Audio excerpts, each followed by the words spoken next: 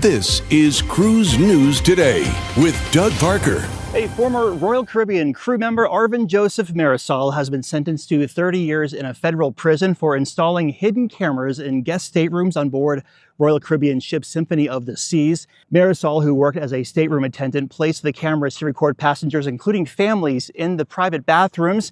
Now, the hidden cameras were discovered by a guest, leading to an investigation by Homeland Security and U.S. Customs. Mirasol pleaded guilty to charges of video voyeurism and underage photos. Royal Caribbean has condemned his actions and is cooperating fully with authorities. And Carnival Cruise Line has reaffirmed its policy of treating vaping and smoking equally on board its vessels. This follows complaints from some passengers, including a vape user, who argue that vaping should not be restricted to designated smoking areas. Now, Carnival's brand ambassador, John Heald, clarified that vaping and smoking are only permitted in specific outdoor areas and parts of the onboard casino. Violations of this policy can result in a $500 fine and potentially being kicked off the ship.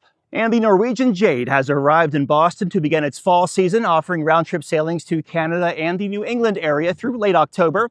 After the season, the ship repositions to Miami for winter cruises in the Caribbean and over to Bahamas. Other Norwegian Cruise Line ships also operating in the Northeast include Norwegian Gem, Norwegian Breakaway, and coming soon, Norwegian Sky and Norwegian Joy. And the market was closed on Monday for the holiday. It reopens later on this morning. Lead on a story? Drop me a line, tips@cruiseradio.net.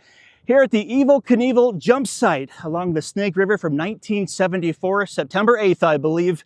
I'm Doug Parker with Cruise News Today. Have yourself a great Tuesday.